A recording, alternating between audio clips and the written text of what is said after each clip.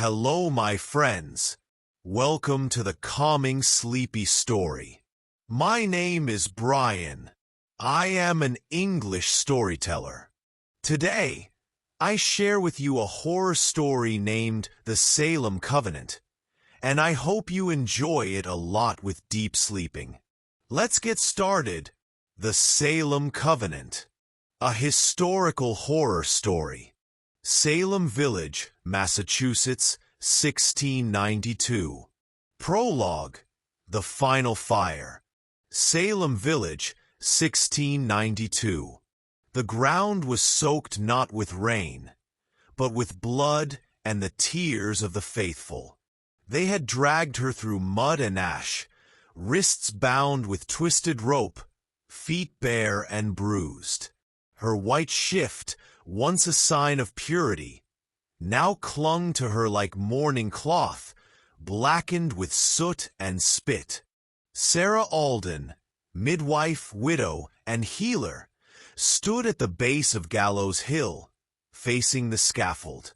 The crowd called her witch, but they didn't know the truth. They didn't know what she had signed. They didn't know what lay beneath. She was not the first to make the covenant, but she would be the last to keep it.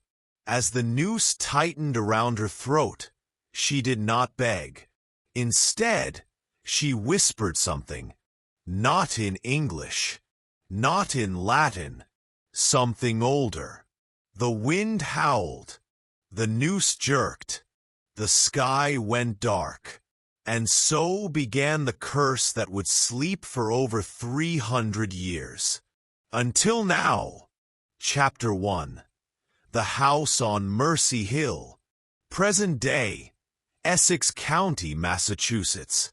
There's no such thing as a cursed house, Claire told herself as her tires crunched up the gravel driveway.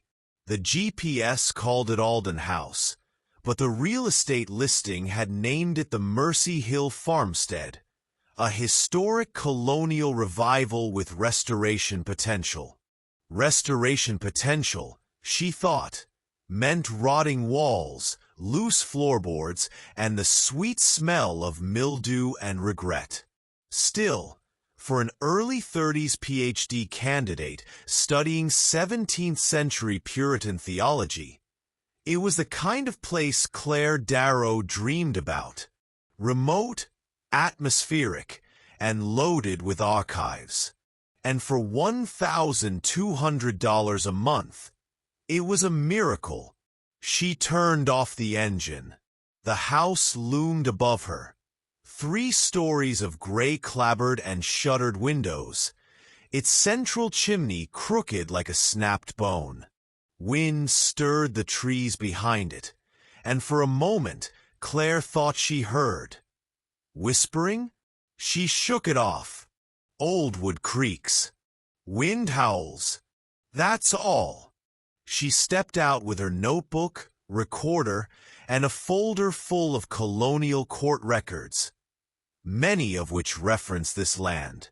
This was where Sarah Alden had lived, where she had died, and where, legend claimed, the last true witch of Salem made her final stand.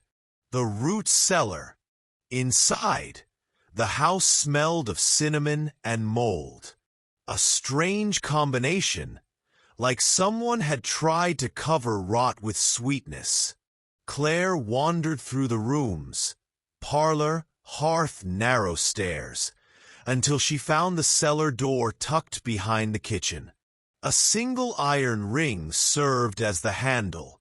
It was cold, even in the heat of August. She pulled it open.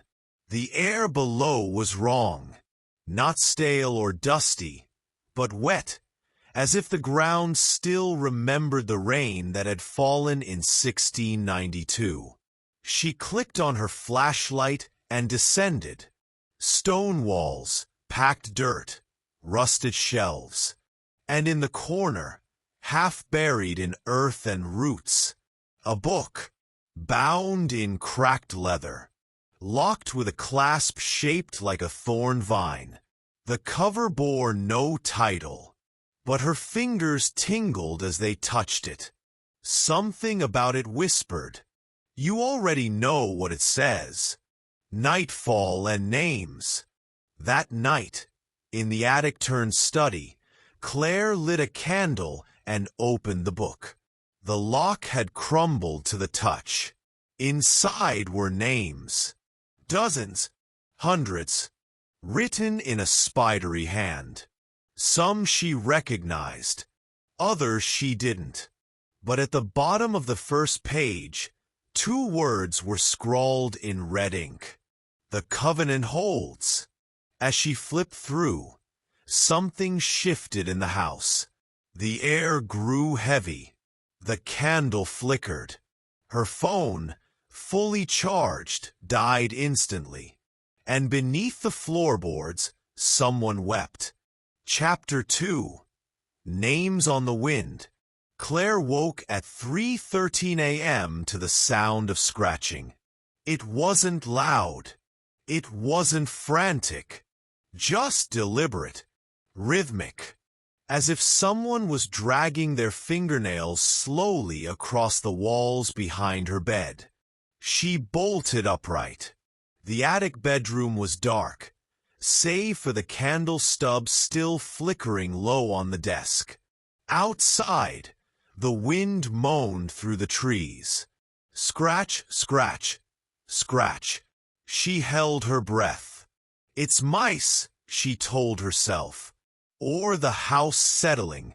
She swung her legs over the side of the bed, grabbed her phone, which was still dead, and padded barefoot to the far wall where the sound had come from. The scratching stopped. She pressed her hand to the paneling. Cold. Then, softly, impossibly, from behind the wall, a voice whispered, "Claire Darrow." She stumbled back, heart jackhammering in her chest. The voice was old, cracked like dry leaves, and it had pronounced her name like a sentence. The book's true ink. By morning, the attic had returned to normal. The scratching had stopped. The voice was gone. Claire chalked it up to stress. She hadn't slept well in days, hadn't stopped working on her dissertation, The Esoteric Covenants of Puritan Theology, since she moved in. A haunted house? Just textbook psychosomatic tension. She returned to the leather-bound book. Its cover was even more brittle now, and flakes of something that looked like salt had gathered at its edges. She opened it to the second page. More names, but this time she recognized a few. Rebecca Nurse, Giles Corey, Martha Carrier. All of them were executed in 1692. But there were also modern names. Names written in different handwriting. Names like Darrow Thomas, died in 1983. Beatrice Darrow, died in 1996. Claire Darrow? Her hand froze.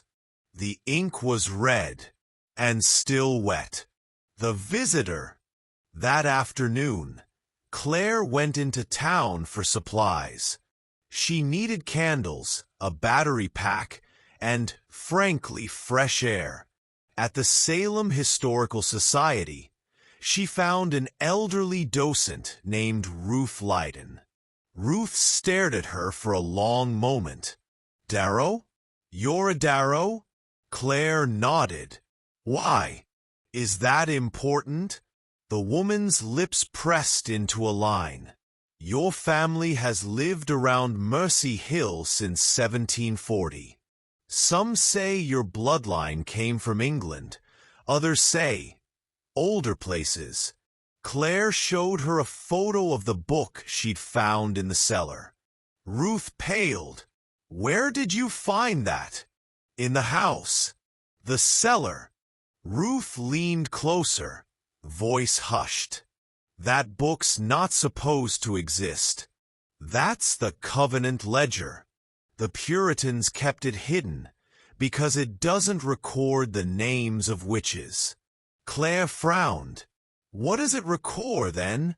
Ruth whispered. Those who serve them. The silent circle. Claire returned home shaken. She avoided the attic that night, choosing instead to sleep in the front parlor with a fire going. Around 2 a.m., the flames guttered suddenly. The room dropped in temperature, and Claire heard footsteps overhead. Not the skitter of mice. Boots. She sat up, heart racing.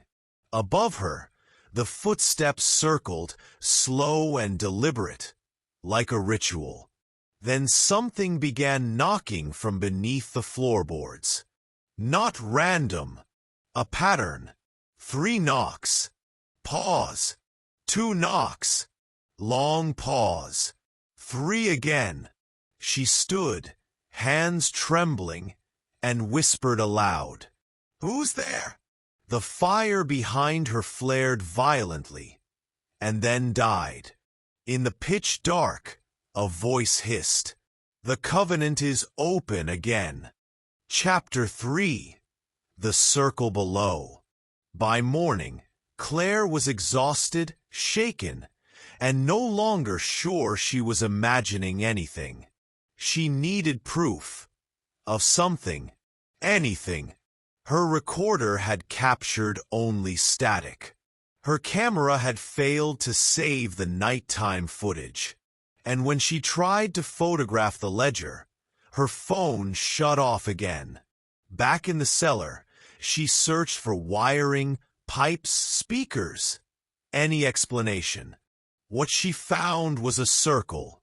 It was hidden beneath a loose board near where the ledger had lain. The dirt was packed down in a perfect ring, about 6 feet across. Symbols had been carved into the soil with what looked like bone or stone.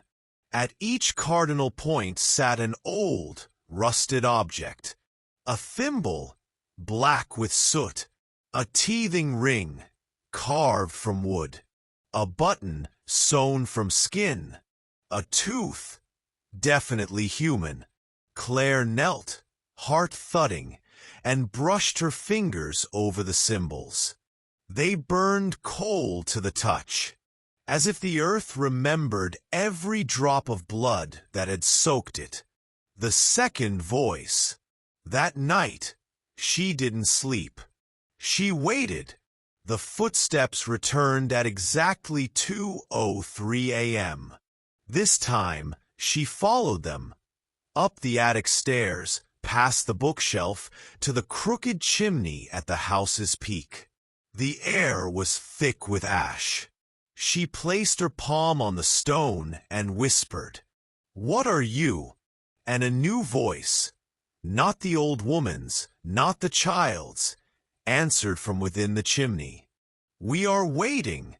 Claire stumbled back. The voice had depth. It echoed behind her eyes. It wasn't just sound. It was memory. Pain. Fire. She saw, briefly, through Sarah Alden's eyes. The gallows. The fire. The moment before death when the soul doesn't pass on, but splits. She collapsed. When she woke, hours had passed, and the word witness was scrawled in soot on the attic wall. Mercy Hill's lost trial. The next day, Claire dug deeper into court archives at the Essex County Records Office. There, buried in a damaged ledger, she found a trial transcript never entered into public record. Commonwealth versus Sarah Alden. 1692. Charges: witchcraft, necromancy, binding of familiar spirits. Evidence: 1 book, bound in skin. A list of names. Blood drawn from the accused at the time of arrest. Verdict: not rendered. Accused refused to speak. Sentence: death by hanging, carried out immediately. Addendum: in red ink, the covenant must never be broken. If opened, it will hunger again. Claire leaned back in her chair, mouth dry. This wasn't just superstition. This was a pact. And by opening the book, she hadn't just read it. She had activated it. The storm and the voice below. That night, a storm rolled in from the coast. Violent, fast, unnatural. Lightning clawed at the sky. The house shuddered. Claire took the ledger back to the cellar. She knelt in the circle, breath tight, heart pounding. "Sarah Alden," she called. "What did you bind here?" Nothing answered, but the floor began to tremble, and the dirt in the center of the circle sank, collapsed inward, and from below, Claire saw them. Eyes, dozens of them, human in human, dead, starving, watching. A voice, thick and wet with rot, rose from the hole. "You read the names. You carry the blood. You are our anchor now." Claire screamed. The floor buckled, and the candlelight blew out. Chapter 4: The Bound and the Buried. Claire awoke on the cellar floor, soaked in sweat and dirt. The circle was gone. Only disturbed earth remained. She scrambled to her feet, flashlight trembling in her hand. The ledger had vanished too. No trace, not even the salt flakes it had once shed. The only thing left was a mark on her wrist. A faint circle of thorns, as if something had pressed a burning seal into her skin. She staggered upstairs, bolted the door, and ran water until it scalded. But the mark didn't fade. That night she dreamed, the dream of ash. She stood in a field lit by dying stars. At the center, the scaffold. Sarah Alden hung limp from the noose, but her eyes opened. They burned with an ancient fire. She did not look angry. She looked afraid. Claire approached her. "What did you do?" Sarah's mouth moved, but the noose only let her whisper. "I tried to bind it. You've broken the seal." Claire reached out to touch her, and the world shifted. She now stood in the courtroom, surrounded by black-clad Puritans with blank, eyeless faces. The judge raised his gavel. "Let the record show. Another Darrow has signed." Claire screamed, and woke gasping on the attic floor. The bloodline! At dawn, she returned to Ruth Lydon. The old woman was already waiting by the Historical Society's door. "I thought you'd come," Ruth said, holding a bundle wrapped in oilcloth. "This belonged to your grandfather.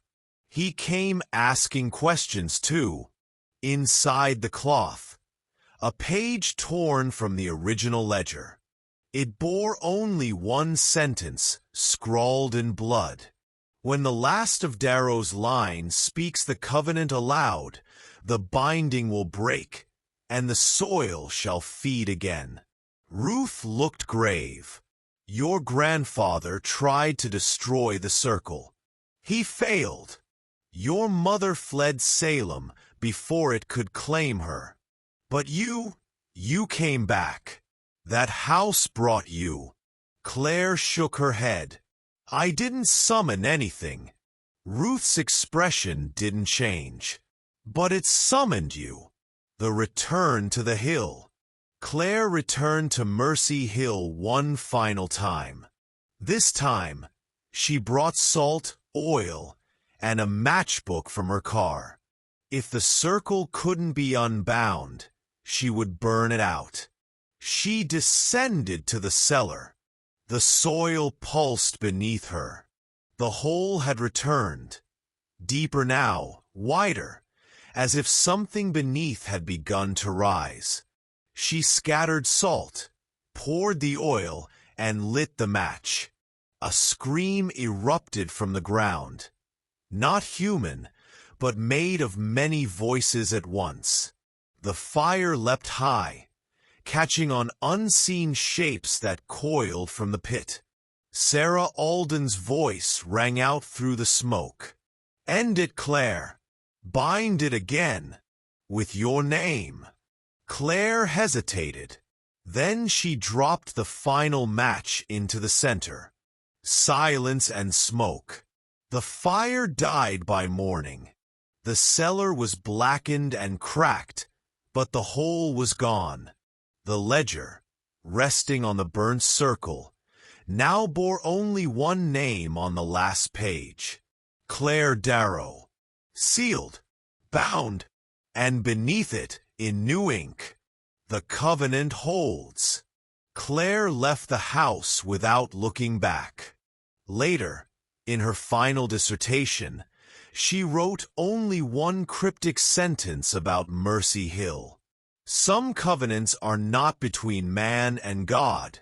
Some are between blood and earth. And some must be paid in full." Epilogue: The ledger waits. 3 years later, the Darrow house stood empty again, its windows boarded and roof sagging under moss and rot. Locals avoided Mercy Hill, whispering that the land had always felt wrong. No one had seen Claire Darrow since the day she left Salem.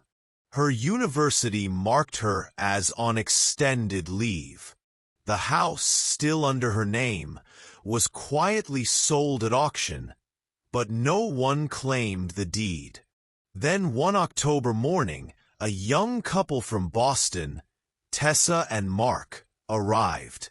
They were bright-eyed, optimistic, and eager to restore a forgotten piece of American history. They laughed at the mold, marveled at the antique beams, and swore they heard whispers at night, but chalked it up to the wind. On the third day, Mark found the cellar door ajar. Inside, the floor was intact, no sign of fire. No hole, no salt, just a single object resting in the center of the room. A leather-bound book, still warm to the touch, its cover etched with spirals. Tessa opened it. The pages were blank, except for the last one, which now read, "Welcome, Tessa Albright. We remember your blood." Behind them, something moved in the soil, and far beneath the house, in the dark where light has never touched, the covenant stirred once more. The end for today. Thanks for enjoying this scary story. Subscribe for more historical horror story.